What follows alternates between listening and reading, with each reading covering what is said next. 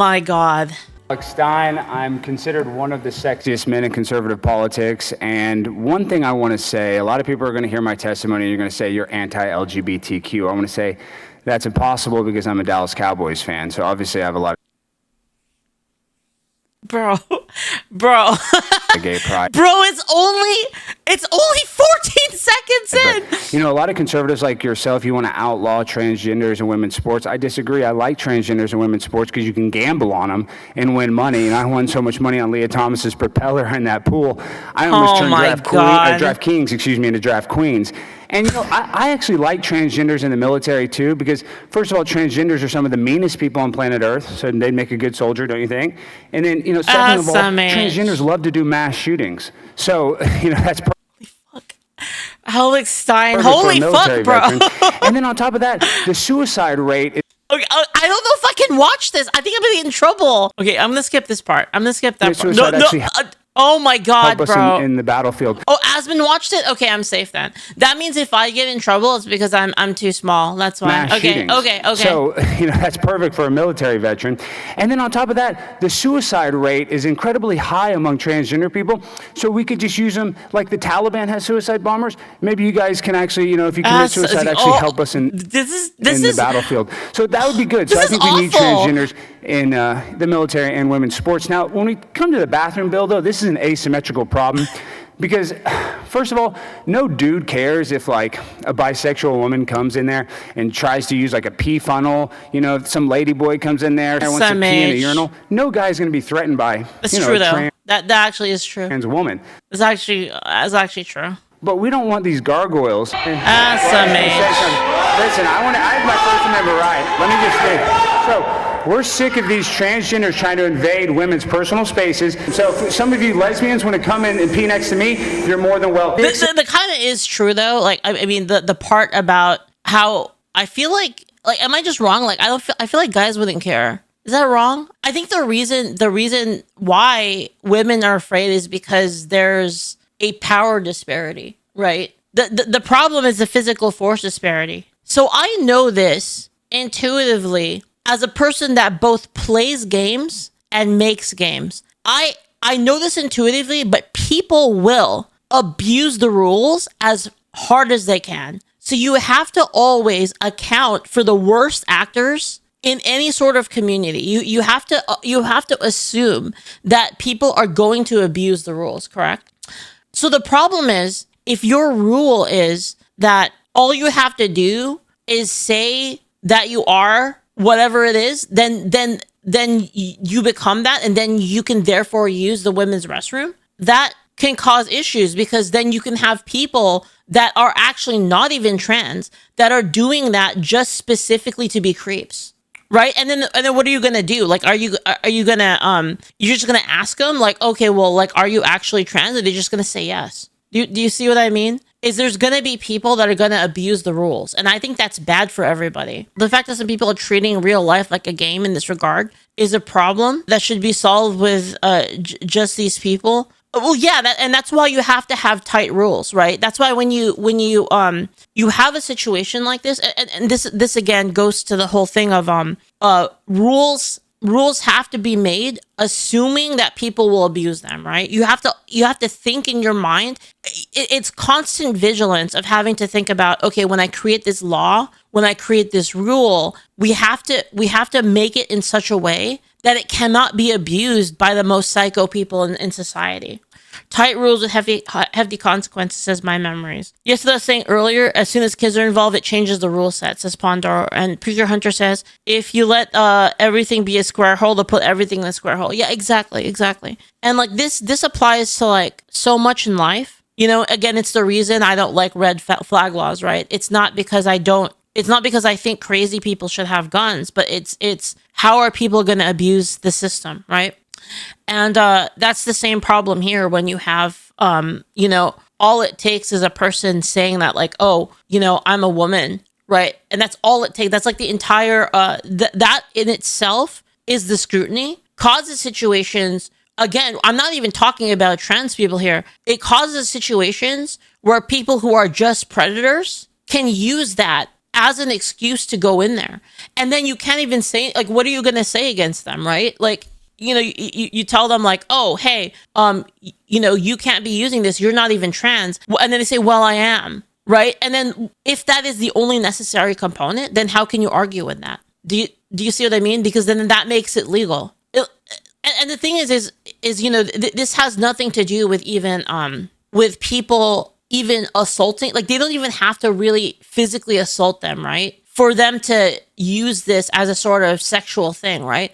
And then you have to admit that like people would feel uncomfortable if them using the restroom, which is just a basic function of humanity, is being used in a sexual manner by a pervert, right? And that's kind of what I'm saying.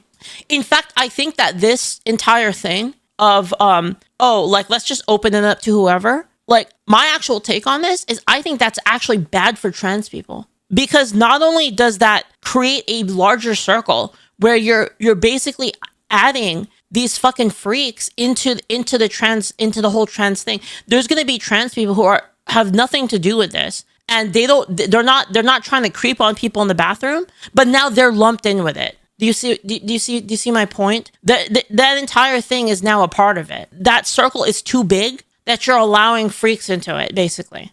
Specifically, the psychiatrist should also not be a commie socialist. There should be something aside from a person just saying that. Like, so I mean, it's like when you make the barrier of entry, if you don't gatekeep it, you don't make the barrier of entry in any way difficult. If the barrier of entry is nothing, then you're gonna get a bunch of people that are crazy in there. It's just a matter of fact, right? It makes sense. You should always feel safe when in vulnerable and compromising positions. And again, like, the reason he says that, and we all know this is true, that if a girl uses the men's bathroom, men aren't going to feel threatened by it. Because if she tries to do something like weird and creepy, they can handle it. It's not like the girl is going to be able to like overpower a man in most cases, right? So that's the reason why guys aren't really afraid of it, right? But it's different with girls because, again, like, we have to address the physical differences here, right? Like, men are significantly more powerful than women. We've already talked about this before, right? And on top of that, a lot of women don't like carrying guns. So it's just kind of like, you're just kind of in a bad situation, right? That's why a firm diagnosis from a licensed psychiatrist identifying that you are experiencing gender dysphoria should be required to identify you as trans. Everyone who doesn't have such, as far as I'm concerned, as AGP, AP. Yeah, you know what? I agree that there should be a firm diagnosis. I agree with that. Well, the reason why is, again, for the reasons of abuse. And I think if you're gonna make a carve out in the social contract, like the social norms, if you're going to make like a carve out for people, I think that is the bare minimum of necessary scrutiny. I think if you're going to do something that is going to impose on society, and like let's be honest, it does, right? And I don't mean that in a bad way. It's the same thing with people. Like, honestly, like, it's honestly the same thing as when we have things like for instance, like, we have parking spaces that are like closer for disabled people, but we like have to have a medical thing to make sure that they're actually disabled. Do you see what I mean? It's kind of similar, right? Is that we as a society, we give benefits to people that have issues like that, right? I disagree. You shouldn't give people the option. They get an inch and they take a mile. Well, I mean, the people that take a mile are the fucking psychos, and that's why you have to cut them out of it. I think there is some kind of level of process that you can have for it to be fair, I think. In the women's room, and you guys are all welcome in the men's room. I think that works. Thank you very much. Thank you, I appreciate that. Mr. Covey, welcome. Introduce yourself. Go ahead. This guy over here, his girlfriend is a saint. His girlfriend is a saint for putting up with his ignorance. Is it gauntlet shirt? Please do the right thing and vote against this bill. Thank you for your testimony. What is the bill? See, the thing is, these are all bad. Like, and guys, the problem with this is like, calling him an asshole doesn't really say anything. Alex Stein is a fucking troll, by the way. He's been doing this like forever, actually. This is Alex Stein's entire shtick. Is he goes to places and he trolls them. He's the big booty Latina guy. Is Alex Stein. Big booty Latinas can stay. Protect big booty Latinas. Alex Stein, 99 pimp on a he's a political satirist basically, and he goes to like these meetings and he trolls them. That's his whole thing. Me personally, I don't think that all trans people they're not all responsible for like, you know, the crazy ones that do exist in the same. But then here's the thing.